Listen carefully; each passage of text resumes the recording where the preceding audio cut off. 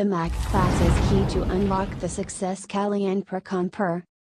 स्वागत है आप सभी का द मैक क्लासेस की ऑनलाइन क्लास पे, जो आप लोग संस्कृत विषय के साथ मेरे साथ जुड़ते हो। मैं उसी के क्रम में आपको आगे बढ़ाते हुए मैं डॉक्टर विष्णुकांत आप सभी का पहले तो स्वागत करता हूं कि आप लोग विगत प्रश्नों पत्रों को जो आप हल कर रहे हो और उसके साथ साथ में आप जो उसमें कमेंट देते हो और जो आप उसको लाइक कर रहे हो, उससे हमें भी प्रोत्साहन मिलता है और हम भी आगे करने के लिए बाध्य हो जाते हैं। इसी क्रम पे हमने पिछले 3 प्रश्न पत्रों को आपको हिंदी कराया भी है और उसके आपने वीडियो लिंक पे देखे भी होंगे। इसी क्रम पे जब हम आते हैं तो आज हम चौथे प्रश्न पत्र की ओर अपने हिंदी करने के लिए उद्यत होते हैं। आज जिन्होंने नहीं देखा है पिछले 3 प्रश्न पत्रों की हिंदी, वो पिछले लिंक पे जाकर के आप उनको देख सकते हो। आज हम जिन्होंने कल जो पेपर हल किया था उसी क्रम पे जिन्होंने सेकंड भाषा संस्कृत के रूप में चयन किया होगा, आज हम उसकी हिंदी करने का प्रयास करेंगे। देखिए, इस प्रश्न पत्र पे कहीं कहीं जो टिक लगे हुए हैं वो उन पे आपको ध्यान नहीं देना है। आपका मेन उद्देश्य ये है कि आप किसी तरीके से संस्कृत की हिंदी करके उन पे आधारित जो प्रश्न पूछे जाते हैं उनकी हिंदी उत्तर देने में आप सक्षम हो जाओ। तो आज भाषा सेकंड में संस्कृत का चयन है, इस पे हमको 120 से लेकर के 150 तक के प्रश्नों का उत्तर देना है।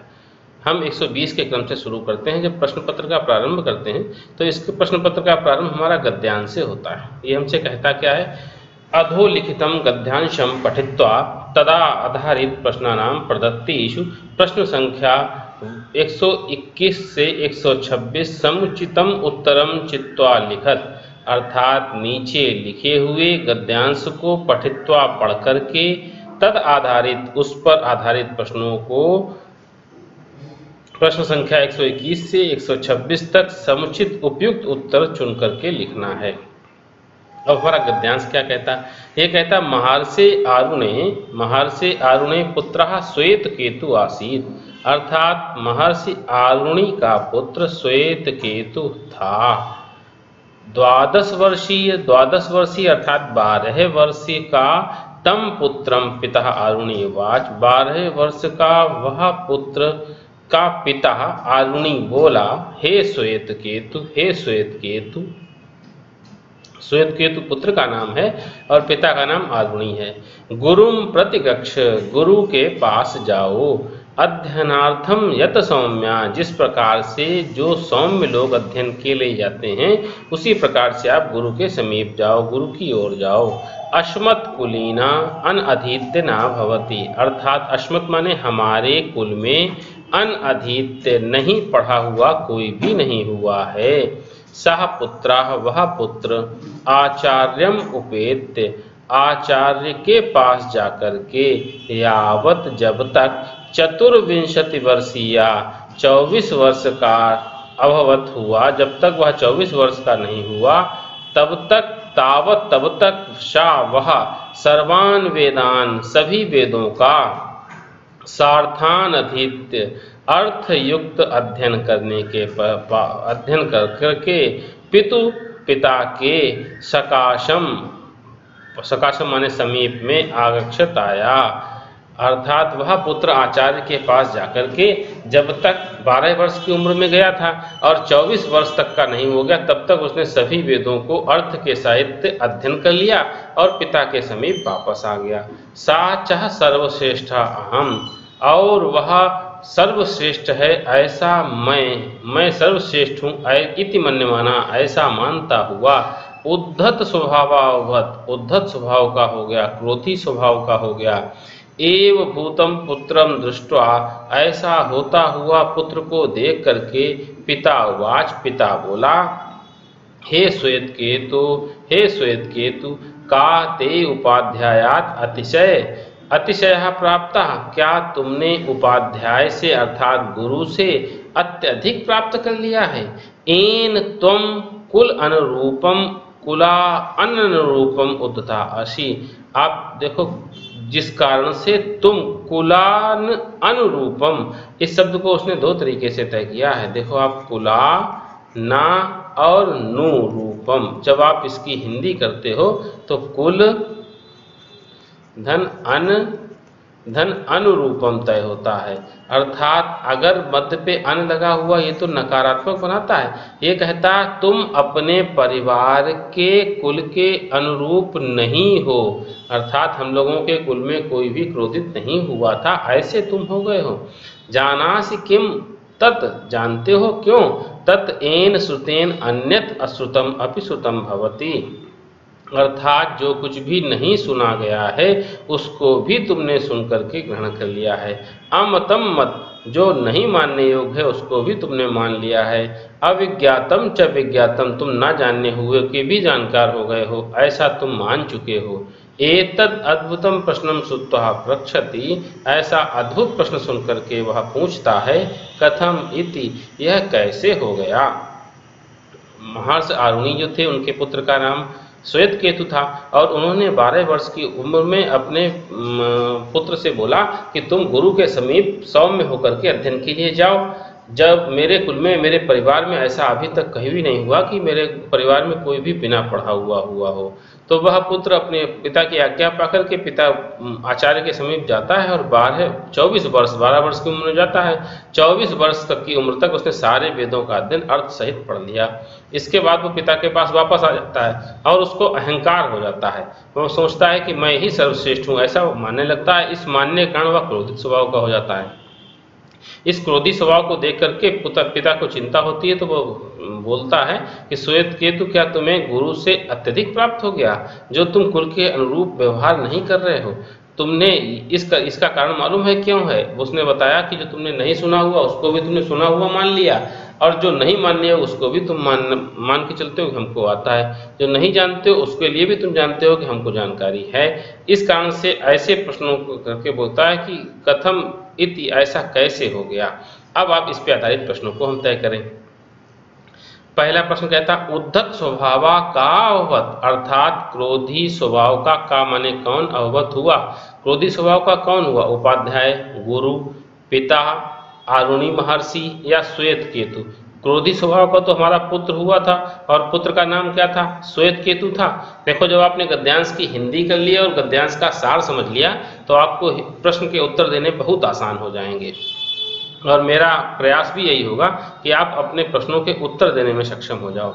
अगला कहता मन्यमानः इति पदे प्रत्यया अस्ति। देखो सेंट्रल टीटी के एग्जाम पे आपको एक प्रत्यय का प्रश्न जरूर आता है। पहले तो हम ये तय करें कि प्रत्यय हम कहते किसको हैं। इसमें आपकी यण संधि होती है और यण संधि से अगर हम इसका विच्छेद करते हैं, हम कहें प्रतिधन अय। प्रति एक उपसर्ग है जो कहता की ओर या पीछे, अय माने चलने वाला, अर्थात ऐसा शब्दांश जो किसी के पीछा चलता है, किसी का अनुगमन करता है और अर्थ में विशेषता लाने का कार्य करता है, उसको हम प्रत्यय बोलते हैं। और प्रत्यय हमारे 3 तरीके के होते हैं, कृदंत होते, तद्धित होते हैं और स्त्री प्रत्यय होते हैं। इन्हीं आधार पर हम इस पे प्रत्यय तय कराएंगे। आपको प्रत्यय की हम एक सेपरेट क्लास देंगे, अभी तक हमने नहीं दी है, लेकिन हम ये आपसे वादा करते हैं कि हम आपको, चूँकि अब सेंट्रल डेट का एग्जाम आपका डिले हो गया है, आगे बढ़ गया। अभी तो 5 तारीख को होना था, 5 जुलाई को होना था, लेकिन वो आगे बढ़ चुका है। अब तो हमारे पास में पर्याप्त समय है। आपको विगत वर्षों के सभी प्रश्न पत्रों की हिंदी भी मिलेगी और साथ में उसमें आने वाले प्रत्येक प्रकरण की हम विस्तार पूर्वक चर्चा भी करने में सक्षम होंगे। और ये संस्कृत की जो आप हिंदी कर रहे हो, इसको तो आपको इसलिए करना भी जरूरी है कि आप हिंदी से रिलेट करके संधि, समास, प्रत्यय, उपसर्ग के प्रश्न तो निकाल सकते हो, लेकिन जब आप हिंदी करने में सक्षम हो जाओगे तो आप किसी भी तरीके से हिंदी के माध्यम से भी अपने प्रश्न के उत्तर देने में सक्षम हो पाओगे। तो आप इसी तरीके से आप उनकी हिंदी करते रहिएगा और हिंदी के साथ में आपकी की क्लासें विधिवत रूप से चलती रहेंगी। मन्य माना इस पद पे वो प्रत्यय पूछ रहा है। देखिए एक प्रत्यय तो होता है शर्त प्रत्यय, शर्त और सानच, 2 प्रत्यय हमारे ऐसे हैं जो हमारे वर्तमान काल के लिए प्रयोग होते हैं। और शर्त प्रत्यय में अन शेष रहता है और सानच प्रत्यय में आन शेष रहता है। अनियर प्रत्यय के योग्य और चाहिए अर्थ में प्रयोग होता। इक्तवतु प्रत्यय भूतकाल के लिए प्रयोग होता। अर्थात इस शब्द पे आप देखो, सिंपल से तरीका, आप मानहा शब्द जब देखते हो तो मान के अंत पे कहीं ना कहीं आन लगा मिलता है, तो इस पे कौन सा प्रत्यय तय करोगे? अभी हमने बताया शर्त तनच वर्तमान काल के लिए होता, इस पे अन शेष बचता है, इस पे आन शेष बचता है। देखो आन शेष बच रहा तो हम कौन सा प्रत्यय तय करेंगे? सानच प्रत्यय तय करेंगे। इस तरीके से आपको प्रत्यय हिंदी से भी संस्कृत के आसान बन जाएंगे। हम आपको संस्कृत के प्रत्ययों की एक क्लास देंगे, आप निरंतर क्लासों को आप देखते जाइए, निश्चित रूप से आप प्रत्यय की एक अच्छी सी क्लास मिलेगी। अगला प्रश्न कहता है 123 नंबर का, उवाच इति क्रियापद से कर्त पदम अस्ति। उवाच माने बोला, कौन बोला? इस क्रियापद का कर्ता कौन है? श्वेत केतु बोला, पिता बोला, तुम बोले या गुरु बोला? श्वेत केतु से पिता बोला था, तो हमारा आंसर क्या होगा? पिता होगा। और पिता लिखा होता या पिता का नाम लिखा होता, अरुण लिखा होता, तो हम सही कर देते। ये बोलने का क्रियापद का कर्ता पूछ रहा है हमसे। फिर कहता पितु इति पदे विभक्ति अस्ति, अर्थात पितु इस पद में क्या विभक्ति है? देखिए जब आप पितृ के रूप चलाओगे तो पितृ के रूप में हमारा पंचमी और षष्ठी दो रूपों में हमको पितु का रूप मिलेगा। पितु और पितु पंचमी और षष्ठी भी मिलेगा। आप देखो विकल्प में हमें पंचमी मिलती है और षष्ठी भी मिलती है। जब कभी भी ऐसा प्रश्न हो जिसमें दो विकल्प सही होते हैं तो जो पहला विकल्प होता है उसका उत्तर दोगे तो आपकी सार्थकता बिल्कुल तय मानी जाती है। आप जिस प्रश्न के हमको विकल्पों पे दो उत्तर मिलते हैं, जो क्रम में पहले लिखा होता है उसको हम पहला स्थान देते हैं, अर्थात इस पे हम पंचमी विभक्ति सही करेंगे। अब हम 125 नंबर के प्रश्न पर आ गए। ये कहता गच्छ इति क्रियापदे लकारा अस्ति। देखो लकार आप होते क्या हैं? लकार हमारे काल का बोध कराते हैं। लकारों की संख्या संस्कृत पे 10 मानी जाती, होती 11 है, लेकिन संस्कृत पे 10 होती है। और जो 11वीं वाली लकार होती है ये लेट लकार होती है, जो कि वैदिक साहित्य में प्रयोग होती है। हमने कल के वीडियो में भी आपको बताया था। इस पे कह रहा गच्छ इस क्रियापद पे कौन सा लकार है? जब आप लोट लकार जो आज्ञा अर्थ में होती है, जब इसके रूप चलाते हो तो रूप चलते गच्छतु, गच्छतः, गच्छन्तु, गच्छ, गच्छतम, गच्छत, गच्छानि, गच्छाओ, गच्छाम। तो इस पे देखो गच्छ पूछ रहा, अर्थात मध्यम पुरुष एक वचन का रूप लिखा हुआ और किस लकार का लिखा? लोट लकार का लिखा, आज्ञार्थ पे लिखा है। लोट लकार आज्ञार्थ में जब गम धातु से रूप चलाओगे तो गच्छ रूप मध्यम पुरुष एक वचन पे आपको जरूर प्राप्त होगा। आप देखो इस प्रश्न पत्र पर लगे चिन्हों पर अगर ध्यान दोगे तो आप लट सही करके आओगे। लट माने वर्तमान काल होता है, लट भविष्यत होता है, विधिलिंग चाहिए अर्थ में होती है, लोट आज्ञा अर्थ में होता है। पहला वाला विकल्प इसका सही है। आप इस प्रश्न पत्र पर लगे हुए चिन्हों पर आपको ध्यान नहीं देना है। आप हिंदी करोगे तो आपके प्रश्नों की हिंदी जरूर निकल के आएगी और सही उत्तर दोगे आप। अगला 126 नंबर का प्रश्न क्या कहता? उद्धत स्वभावा पदे समासः अस्ति। उद्धत स्वभावः पदे समासः अस्ति। जरा उद्धत स्वभाव को जब हम लिखते हैं तो ऐसे ही तो लिखते हैं। और उद्धत माने होता क्या? उद्धत माने क्रोधी होता, और स्वभाव माने स्वभाव अर्थात क्रोधी स्वभाव। एक पद आपको विशेषण मिलता है और दूसरा पद विशेष से मिलता है, और विशेषण विशेष के योग से कौन सा समास बनता है? कर्मधारय समास बनता है। आप जिस किसी ने समास का वीडियो नहीं देखा, आप समास के हमारे लिंक पे जाकर के समास की वीडियो देखना तो आपको ये बात स्पष्ट हो जाएगी। एक तो कर्मधारय समास के लिए हमने पहचान बताई थी कि विशेषण विशेष का योग हो जाए। दूसरी हमने पहचान बताई कि दोनों एक दूसरे को धारण करते हों। तीसरी हमने पहचान बताई थी कि दोनों के मध्य कोई पहचान चिन्ह का प्रयोग ना होता हो। आप देखो स्वभाव ने क्रोधी का रूप धारण कर लिया, दोनों एक दूसरे से अलग नहीं हो सकते, और क्रोधी हमारा विशेषण है और स्वभाव हमारा विशेष है, तो कौन सा समास तय हुआ? कर्मधारय समास हुआ। लेकिन आप ये कहोगे साहब इसमें कर्मधारय तो विकल्प ही नहीं है। अच्छा, जब हमने आपको समास लिंक पे बताए थे, आप देख लेना, जिन्होंने देखा है वो समझते होंगे। हमने तत्पुरुष के भेद किए थे, दो भेद किए थे, एक समानाधिकरण किया था और एक व्यधिकरण किया था। समानाधिकरण के फिर दो भेद किए थे, एक हमने कर्मधारय किया था और एक द्विगु किया था। तो जो हमारा कर्मधारय वो भेद किसका है? तत्पुरुष का ही तो भेद है। तो विकल्प कौन सा हमारा सही हुआ? जब तक चार्ट पे हमने आपको बताया भी था, जब तक तत्पुरुष हमारे बाबा जी हैं, समानाधिकरण और व्यधिकरण हमारे दो बेटे हैं, और समानाधिकरण के भी दो बेटे हुए कर्मधारय और द्विगु। जब तक बाबा जी जिंदा हैं तब तक परिवार में नातियों की इज्जत कम है। तो अगर आप परिवार में बाबा हैं तो अब बाबा का तो नाम लोगे, तो विकल्प हमारा पहला वाला सही होगा, हम तत्पुरुष वाला विकल्प सही करेंगे। अब हम 126 नंबर का प्रश्न हमारा हो गया। अब हमारा अगला गद्यांश, फिर एक हमको गद्यांश मिलता है ये कहता अधोलिखितम गद्यांशम पठित्वा, नीचे लिखे हुए गद्यांश को पढ़ करके, पठित्वा शब्द पठ धातु होती है और इसमें हम इक्त्वा प्रत्यय लगा देते हैं। इक्त्वा प्रत्यय हमें करके का अर्थ देता है, अर्थात पठ माने पढ़ना और करके, नीचे लिखे हुए गद्यांश को पढ़ के तद आधारित, उस पर आधारित प्रश्नानाम प्रदत्तेषु, प्रश्नों को, उस पर आधारित प्रश्नों को, प्रश्नानाम षष्ठी विभक्ति बहुवचन है, प्रदत्तेषु दिए हुए, प्रश्न संख्या 127 से 135, समुचितम उपयुक्त उत्तरम चित्वा लिखत, उपयुक्त उत्तर को चुन करके लिखो। अब हम अपने गद्यांश पर आ गए। ये हमसे कहता संप्रति, संप्रति माने इस समय, संप्रति का अर्थ क्या होता है? इस समय। इस समय शिक्षा संस्था, शिक्षा संस्थाओं में, सप्तमी व्यक्ति बहुवचन, प्रचलित से प्रचलित, संस्कृत शिक्षण विधि, संस्कृत शिक्षण विधि का अयम परिणामा दृश्यते, यह परिणाम दिखाई देता है, यत बहूनि, जो बहुत वर्षों तक संस्कृतम अधीत्य, संस्कृत को पढ़ करके, अपि माने भी, संस्कृत छात्राः संस्कृत भाषाया एव, संस्कृत के छात्र संस्कृत भाषा का ही, संस्कृत स्वविचारान, अपने विचारों को प्रकटयितुम असमर्था, प्रकट करने में असमर्थ होते हैं।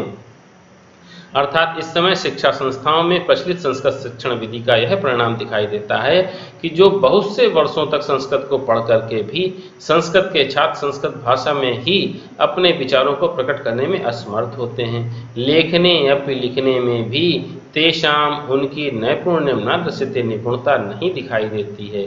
कारणम किम, क्या कारण है? स्पष्ट में स्पष्ट ही है, यत प्रचलित विधिषु, जो प्रचलित विधियां हैं, संस्कृतम संस्कृतेन न पाठ्यते, संस्कृत को संस्कृत के द्वारा नहीं पढ़ाया जाता है, अपितु अन्य भाषा, किंतु दूसरी भाषा के माध्यम से पढ़ाया जाता है। संस्कृत पाठ्य पुस्तक गत पाठानाम, संस्कृत पाठ्य पुस्तक में दिए हुए पाठों का अनुवाद एवं अनुवाद ही संस्कृत शिक्षण से उद्देश्य इति स्वीकृता, संस्कृत शिक्षण का उद्देश्य हो गया है, ऐसा स्वीकार किया जाता है। छात्रः संस्कृतेन संभाषणस्य, छात्र संस्कृत के द्वारा संभाषण के लिए, अथवा संस्कृत श्रवणस, अथवा संस्कृत सुनने के लिए, अवसरान एव न प्राप्नुवन्ति, अर्थात अवसरों को ही नहीं प्राप्त करते हैं। कुत्र तदा संस्कृत शिक्षणम, तो कहाँ संस्कृत का शिक्षण? स्पष्ट में स्पष्ट ही है, यत इदम संस्कृत शिक्षणम ना, जो कि ये संस्कृत शिक्षण नहीं है। महान चिंताया विषय एव, महान चिंता का यह विषय है। संस्कृत पाठन विधौ एषः दोषा, संस्कृत पढ़ने की विधि में यह दोष है। दूरी करणीया एव, दूर करना चाहिए। इति अस्माकम एकम महत्वपूर्ण कर्तव्यम, यह हम लोगों का एक महत्वपूर्ण कर्तव्य है। देखो आपने प्रश्न गद्यांश को अच्छे से समझ लिया होगा। ये कहता है इस समय शिक्षा संस्थाओं में प्रचलित संस्कृत शिक्षण विधियों का यह परिणाम दिखाई देता है कि जो बहुत से वर्षों को भी संस्कृत पढ़ने के पश्चात संस्कृत के छात्र संस्कृत भाषा में ही अपने विचारों को प्रकट करने में असमर्थ होते हैं। लिखने में भी उनकी निपुणता नहीं दिखाई देती। इसका क्या कारण है? स्पष्ट ही है कि जो प्रचलित विधियां संस्कृत के द्वारा संस्कृत को नहीं पढ़ाया जाता है किंतु दूसरी भाषा के माध्यम से पढ़ाया जाता है। संस्कृत पाठ्य पुस्तक में दिए हुए पाठों का अनुवाद संस्कृत शिक्षण का उद्देश्य होता है, ऐसा स्वीकार किया जाता है। छात्र संस्कृत के द्वारा संस्कृत का संभाषण और श्रवण के अवसरों को ही नहीं प्राप्त करते हैं, तो संस्कृत शिक्षण का क्या औचित्य? स्पष्ट ही है, ये संस्कृत शिक्षण नहीं है, ये महान चिंता का विषय है। संस्कृत पढ़ाने की विधि का ये दोष दूर करना चाहिए, ऐसा हम सबका एक महत्वपूर्ण कर्तव्य है। आप इसके सार को समझ गए होंगे। अब हम इसके उत्तरों को देने का प्रयास करें। इस पर आधारित जो प्रश्न दिए गए हमारे, ये कहता है संस्कृत शिक्षण आय, चतुर्थी व्यक्ति दिया गया। संस्कृत शिक्षण के लिए किम आवश्यकम, क्या आवश्यक है? संभाषण, नियम स्मरण, नियमों को याद करना, शब्दार्थ लेखन, शब्दार्थ का कार्य, या अनुवाद कार्य, अनुवाद का कार्य। आप देखो ऊपर पद्यांश में गद्यांश में दिया भी क्या है? संभाषण हम कहते किसको हैं? जब हम आपस में बातचीत करते हैं। हम प्रतिदिन के वाक व्यवहार में यदि संस्कृत शब्द को, संस्कृत भाषा को लेकर के आएंगे तो हम संस्कृत का एक परिवेश निर्माण कर देंगे और परिवेश में रह करके हम कुछ भी सहजता के साथ सीखने में सक्षम हो जाते हैं। यही बात कहता है संस्कृत शिक्षण के लिए हमारा संभाषण आवश्यक है। और संभाषण यदि आप खाली बोलना शुरू कर दो, कुछ दिनों तक तो हो सकता है आप गलत बोलते जाओ, गलत बोलते जाओ, गलत बोलते जाओ, लेकिन फिर आप प्रयास अभ्यास से आप उनको सही करने में भी सक्षम हो जाओगे और धीमे धीमे आपकी व्याकरणीय त्रुटियाँ भी आपकी दूर होने लगेंगी। हम लोगों को हिंदी किसी ने सिखाई तो नहीं, हमारी मातृभाषा हिंदी है, अर्थात हमारी जो परिवेश जो है वो हमारा हिंदी का है। इस कारण से हम लोग हिंदी सभी लोग बोलने में सक्षम हो जाते हैं और धीमे धीमे भाषागत आने वाले जो व्याकरण है वो भी हम सीख जाते हैं। यही रहता है कि आप संस्कृत शिक्षण के लिए सबसे आवश्यक है हमारा उसका परिवेश और उसका शिक्षण। अगले प्रश्न पे आए हम। 128 नंबर का प्रश्न हमसे कहता अधुना इत्यर्थे किम पदम प्रयुक्तम। देखो अधुना माने होता क्या है? अधुना माने होता है अब। ये संस्कृत का एक अव्यय है। अधुना अब का जो भी अर्थ चारों विकल्पों में होगा वही तो सही होगा। एव माने होता ही, यत माने होता जो, इति माने होता ऐसा और संप्रति माने अब। अब देखो दोनों पर्यायवाची हमारा संप्रति और अधुना दोनों पर्यायवाची तय हो गए, तो इस कारण से इसका विकल्प कौन सा सही हुआ? चौथा वाला संप्रति वाला सही हुआ। 128 नंबर का प्रश्न हो गया। अब हम 129 नंबर के प्रश्न पर आ गए। 129 नंबर का प्रश्न हमसे कहता अद्यत्वे अर्थात आज ही संस्कृत पाठनार्थम, संस्कृत को पढ़ने के लिए प्रायः कस्या भाषायाः प्रयोगा माध्यम रूपेण न क्रियते। प्रायः किस भाषा का प्रयोग माध्यम के रूप में नहीं किया जाता है? पहला आंग्ल भाषा या अंग्रेजी भाषा का, दूसरा क्षेत्रीय भाषा या क्षेत्रीय भाषा का, तीसरा संस्कृत भाषा या संस्कृत भाषा का और चौथा हिंदी भाषा या हिंदी भाषा का। जब आप संस्कृत का पठन पाठन करते हो तो आप उस पर देखो क्षेत्रीय भाषा का प्रयोग तो जरूर करते हो। आप सब सरल शब्दों पे लेकर के आओगे तो क्षेत्रीय भाषा का प्रयोग करोगे, दूसरा संस्कृत भाषा का प्रयोग भी जरूर करोगे और तीसरा हिंदी भाषा का भी प्रयोग जरूर करोगे। इन तीनों भाषाओं का हम प्रयोग करेंगे। संस्कृत पे हम कभी अंग्रेजी की बात नहीं करते, इस कारण से पहला वाला विकल्प इसका गलत है, अंग्रेजी भाषा नहीं होगी। अब हम 130 नंबर के प्रश्न पर आ गए। 130 नंबर का प्रश्न हमसे कहता अधीत्य इति पदे का उपसर्गा। अधीत्य इति पदे का उपसर्गा।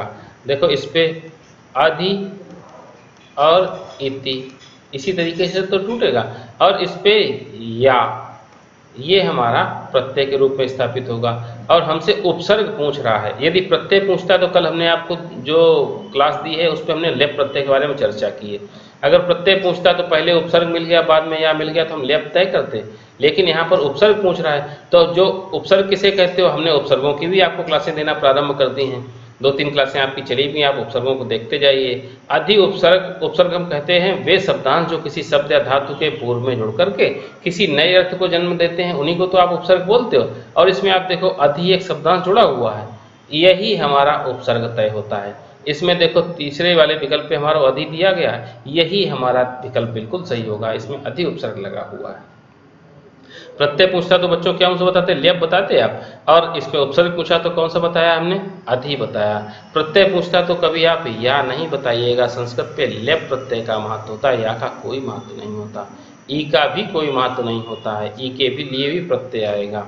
आपका इसमें विकल्प जो सही होगा वो तीसरा वाला विकल्प अधि वाला सही होगा। 131 नंबर के प्रश्न पर आ गए। ये कहता अस्मिन अनुच्छेदे अर्थात इस अनुच्छेद में दृश्यते दिखाई देता है इति क्रियापद से किम कर्त पदम प्रयुक्तम। इस क्रियापद का क्या करता है? लेखने लिखना, नैपुण्यम निपुणता, छात्र छात्र, तेषाम माने उनको। अब बताओ, ये कहता इस अनुच्छेद में दृश्यते इस क्रियापद का क्या करता होगा। ये कहता ऊपर उसने कहा भी है लिखने में भी उनकी निपुणता नहीं दिखाई देती। किनकी निपुणता नहीं दिखाई देती? संस्कृत छात्रों की तो निपुणता नहीं दिखाई देती है। यहाँ पर तेषाम न करके हमको छात्रा वाला कर्ता पद तय कराना है, अर्थात तीसरा वाला सही होगा। तीसरा वाला विकल्प इसका बिल्कुल सही है।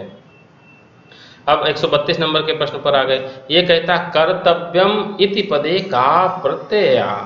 आप क्रा धातु होती है और क्रा धातु में आप तव्यत प्रत्यय लगाते हो।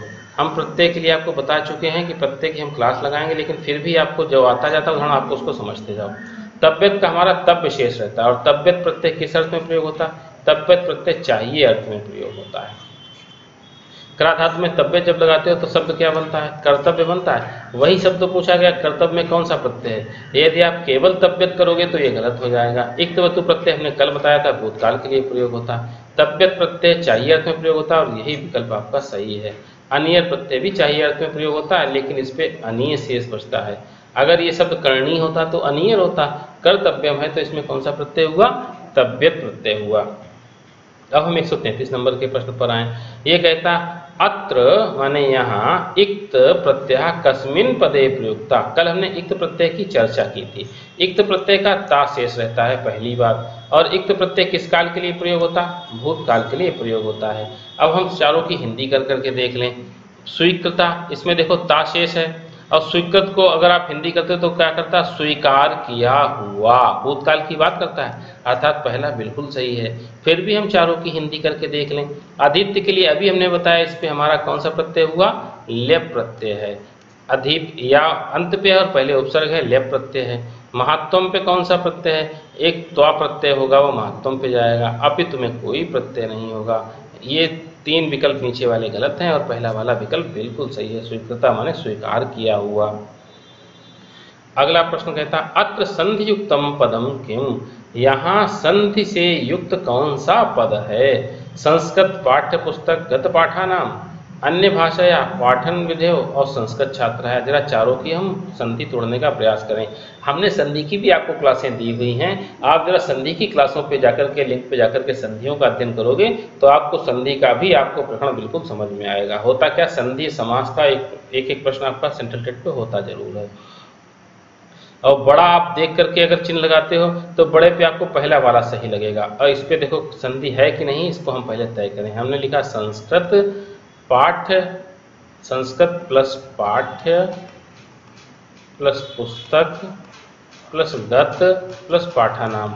संधि हमसे कहती है दो वर्णों के बीच में कोई परिवर्तन हो। आप देखो चार शब्द तो लिखे हैं, 5 शब्द लिखे हैं, लेकिन इनमें कोई संस्कृत और पाठ्य के बीच में कोई अंतर परिवर्तन है? बिल्कुल नहीं है, तो संधि नहीं। पाठ्य पुस्तक के मध्य में भी कोई परिवर्तन नहीं हुआ, तो यहाँ भी संधि नहीं है। पुस्तक और गत के बीच में भी कोई परिवर्तन नहीं, इसमें भी संधि नहीं है। और गत और पाठानाम के बीच में भी कोई संधि नहीं है। इस कारण से पहला वाला विकल्प तो बिल्कुल गलत हो गया।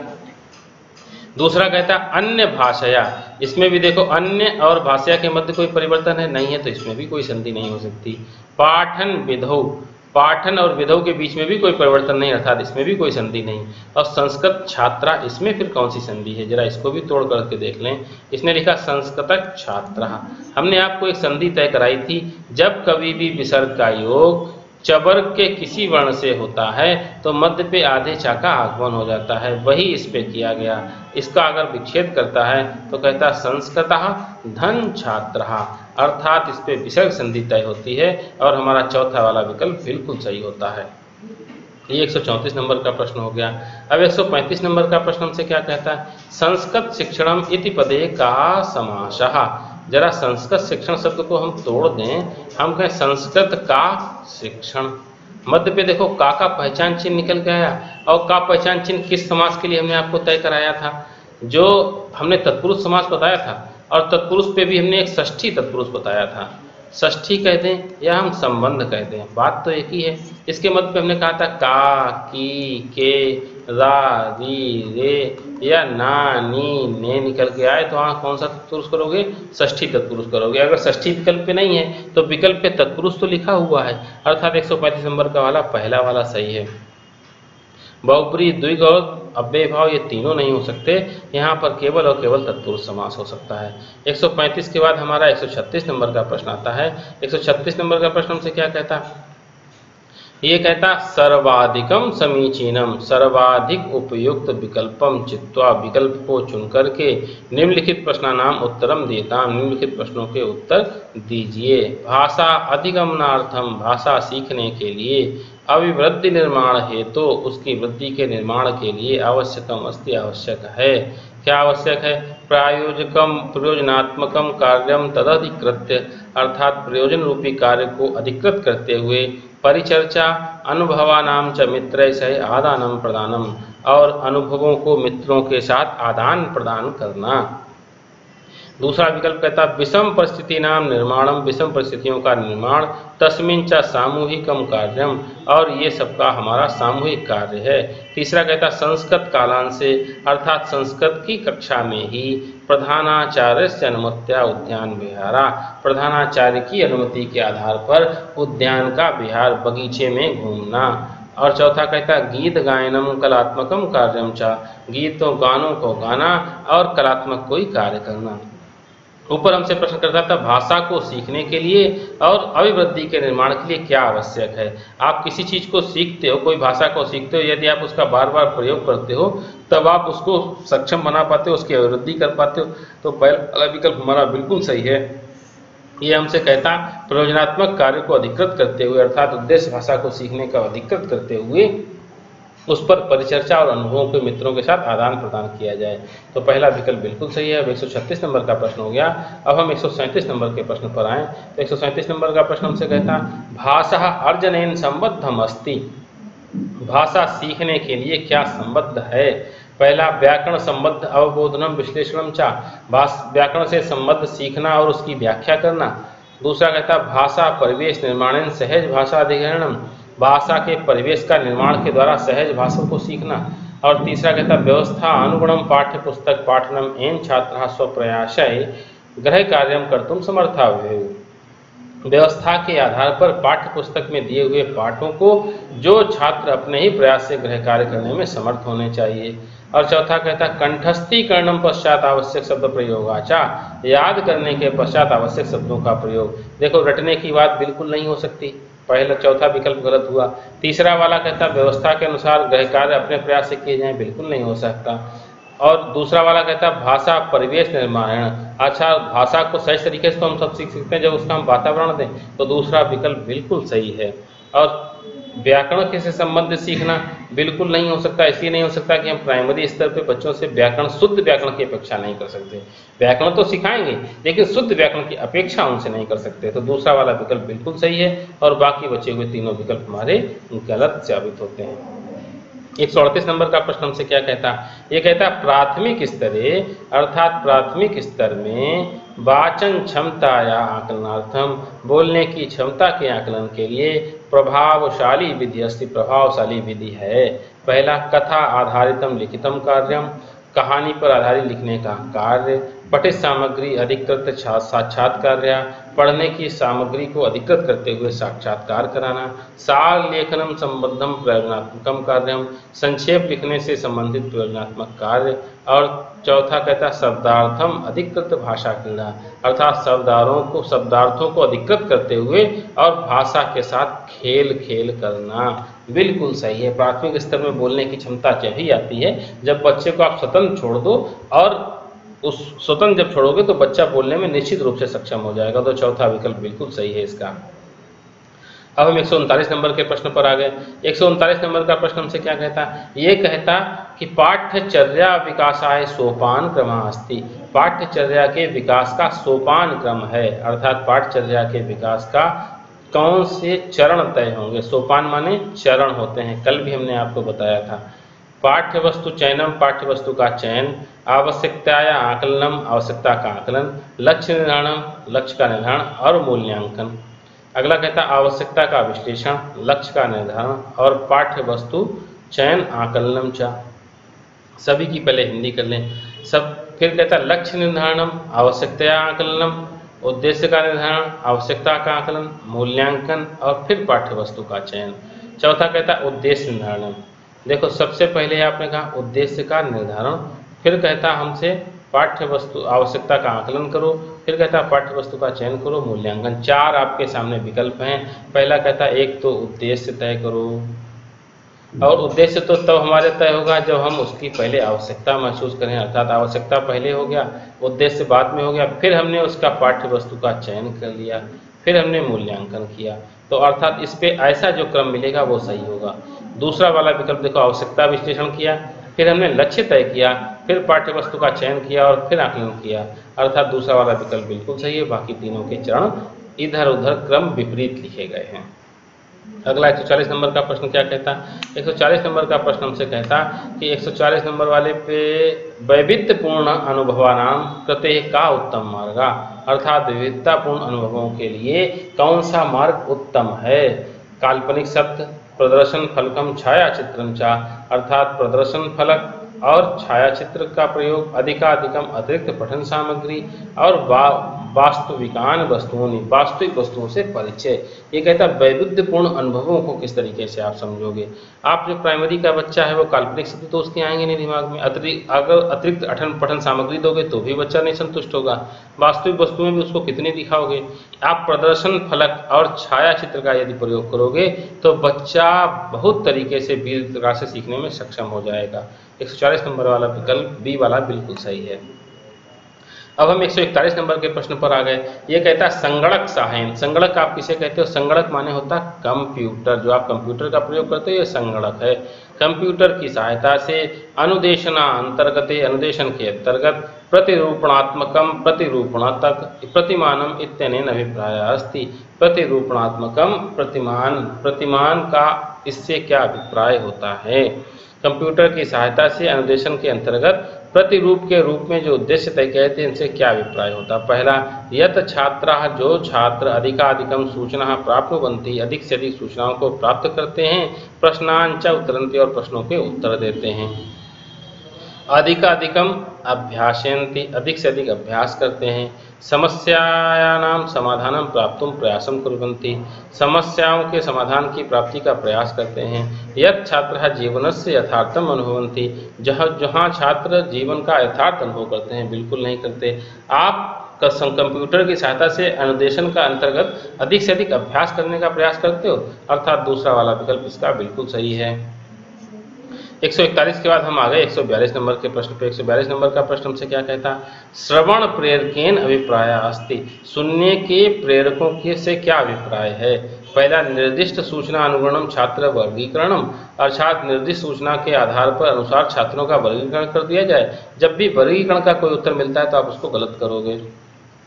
पहला कहता समीक्षा टिप्पणितम श्रवणम, समीक्षा और टिप्पणी के लिए सुनना, बिल्कुल नहीं। तीसरा कहता कार्य से पूर्णताया प्रस्तुति, कार्य की पूर्ण रूप से प्रस्तुति और उसके लिए छात्रों के श्रवण कौशल की क्षमता का विकास, बिल्कुल सही है तीसरा वाला विकल्प। तो इसमें तीसरा वाला विकल्प बिल्कुल सही है। फिर भी चौथे की हिंदी कर लें। शुद्ध सामग्री अवबोधनार्थम छात्र वर्गीकरणम, सुनने की सामग्री के सीखने के लिए छात्रों का वर्गीकरण। अगला प्रश्न 143 नंबर का प्रश्न कहता भाषण आकलन समय, बोलने के आकलन के समय में अंतः क्रियात्मकम कार्यम कृतवती इत्यनेन अभिप्राय अस्ति। अंतः क्रियात्मकता और अंतः क्रियात्मक कार्य से क्या अभिप्राय होता है? पहला, विद्यालय से अथवा परिवेश वर्णस्य, विद्यालय का अथवा परिवेश का वर्णन करना। दूसरा, अन्य से दूरभाष परिचर्चा, दूरभाष किसे कहते हैं? जो आप फोन से परिचर्चा करते हो, ये दूरभाष परिचर्चा होती, दूसरों के साथ फोन से परिचर्चा करना। तीसरा कहता विभिन्न वस्तु नाम अथवा स्थाना नाम अथवा प्रकटना नाम तुलनम, विभिन्न वस्तुओं की अथवा स्थानों की अथवा घटनाओं की तुलना करना। फिर कहता अर्थ प्राप्त्यर्थम निजस्य अन्येषां वा प्रतिभागम ग्रहीतुम प्रयासा, अर्थ प्राप्ति के लिए अपनी और अन्येषां दूसरे की भी सहभागिता को ग्रहण करने का प्रयास करना। भाषा के प्रश्न करता था भाषण के आकलन के समय अंतःक्रियात्मक और अंतःक्रियात्मक कार्य से क्या अभिप्राय होता है? आप जब अंतःक्रियात्मक कार्य की बात करते हो तो वर्णन करने की बात में चौथा वाला विकल्प बिल्कुल सही, अर्थ प्राप्ति के लिए अपनी और दूसरे की सहभागिता को ग्रहण करने का प्रयास करते हो, चौथा विकल्प बिल्कुल सही है। 144 नंबर के प्रश्न पे आए। ये कहता लेखन कौशलस्य अभ्यासार्थम, लिखने के कौशल के अभ्यास के लिए महत्वपूर्ण क्या होता है? पहला, सारांश लेखनम, सारांश का लेखन। व्याकरण का अभ्यास, बोलने का अभ्यास या टिप्पणी स्वीकरणम, टिप्पणी का स्वीकरण करना। लेखन कौशल का अभ्यास आपसे कब हो पाएगा? जब आप किसी चीज को बार बार लिखते हो तभी तो लिखने का अभ्यास आता है, और लिखने का अभ्यास आपको सारांश लेखन में सबसे महत्वपूर्ण होता है। आप सारांश लेखन वाला पहला विकल्प सही करोगे, बाकी सारे विकल्प बिल्कुल नहीं। व्याकरण का अभ्यास तो हो ही नहीं सकता, वाचन का अभ्यास नहीं, उसको बोलने का अभ्यास नहीं, टिप्पणी की स्वीकरणी बिल्कुल नहीं, पहला विकल्प बिल्कुल सही है। अगला 145 नंबर का प्रश्न हमसे कहता व्याकरण क्रीडासु, व्याकरण के खेलों की जागरूकता उद्बोधनार्थम, उसको जगाने के लिए क्या आवश्यक है। व्याकरण के खेल की जागरूकता को सीखने के लिए क्या आवश्यक होता है। प्रदत्त गतिविधि, दी हुई गतिविधियों के समापनार्थम परस्परम सहयोगा, दी हुई गतिविधियों के समापन के लिए परस्पर सहयोग। दूसरा कहता है विभिन्न संदर्भेषु भाषा प्रयोग से अवसरा, विभिन्न संदर्भों में भाषा प्रयोग का अवसर। तीसरा कहता निर्दिष्ट लक्ष्यम अधिकृत संप्रेषणात्मकम कार्यम, दिए गए उद्देश्य को अधिकृत करते हुए संप्रेषणात्मक कार्य किए जाएं। और चौथा कहता पठित भाषा रचना संरचना संदर्भे गहन चिंतनम, दी हुई पढ़े हुए भाषा संरचना के संदर्भ में गहन चिंतन किया जाए। गहन चिंतन हो नहीं सकता, चौथा विकल्प गलत। उद्देश्य को अधिकृत संप्रेषणात्मक कार्य किया जाए, ये भी नहीं सही है। दी हुई गतिविधियों के समापन के लिए परस्पर सहयोग किया है, ये भी नहीं सही है। विभिन्न संदर्भों में भाषा प्रयोग का जब अवसर मिलेगा तभी तो व्याकरण की कीड़ा को जगाने का उद्बोधन का कार्य हो सकता है, बिल्कुल सही है दूसरा वाला विकल्प। अगला 146 नंबर का प्रश्न कहता भर्तहरि रचितम वाक्यपदीयम संबद्धम अस्ति, भर्तहरि से रचित वाक्यपदी किससे संबंधित है। अष्टाध्यायी की सूत्र व्याख्या, महाभाष्य की व्याख्या, व्याकरण दर्शनेन या काव्यशास्त्र सिद्धांतनेन। भर्तहरि का नाम आपने सुना होगा। भर्तहरि ने 3 शतक लिखे हैं, नीति शतक, श्रृंगार शतक और वैराग्य शतक। एक इन्होंने टीका भी लिखी है वाक्यपदी। तो वो वाक्यपदी किसकी हुई है। महाभाष्य तो पतंजलि का है और अष्टाध्यायी हमारी पाणिनि की है। पाणिनि के अष्टाध्यायी की जो सूत्रों की व्याख्या करी है वो हमारी भर्तहरि के द्वारा तय की गई है, अर्थात पहला वाला विकल्प इसका बिल्कुल सही 146 नंबर वाले का। अब हम 147 नंबर के प्रश्न पर आ गए। 147 नंबर का प्रश्न हमसे कहता पाठ्यचर्या के लिए ऊर्ध्वगामी प्रतिमानम, ऊपर उठने वाले उद्देश्यों से क्या अभिप्राय होता है। पहला छात्र मुक्त वातावरण में वैविध्यपूर्ण गतिविधिषु भागम स्वीकृत्य पठेयु, मुक्त वातावरण में विविधतापूर्ण गतिविधियों के आधार पर सहभागिता स्वीकार करते हुए पढ़ना चाहिए। दूसरा कहता है छात्र भविष्योन्मुखी विषयान पठेयु, छात्र भविष्य की ओर उन्मुख होकर विषयों को पढ़ना चाहिए। अगला कहता है आवश्यकता आधारित दूरगामी शिक्षणमिति, आवश्यकता पर आधारित दूरगामी शिक्षण लेना चाहिए। और चौथा कहता है छात्र मुक्त आनंद पूर्वकम किमपि पठेयु, छात्र मुक्त रूप से आनंद पूर्वक कुछ भी पढ़ें।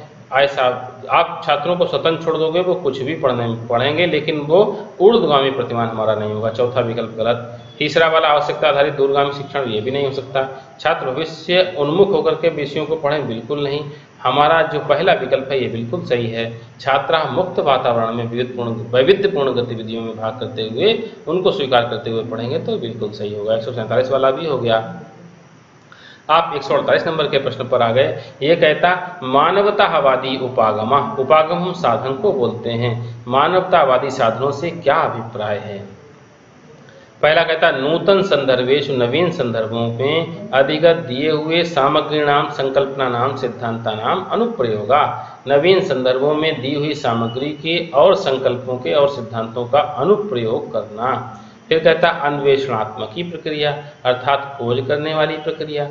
फिर तीसरा विकल्प कहता है अधिगत संकल्पना नाम प्रस्तुतिकरणम, दिए हुए संकल्पों का प्रस्तुतिकरण करना। और चौथा कहता विशिष्ट लक्षण युक्त विभिन्न शैक्षिक विशेष नैपुण्यम, विभिन्न लक्षण युक्त विभिन्न शैक्षिक विषयों की निपुणता।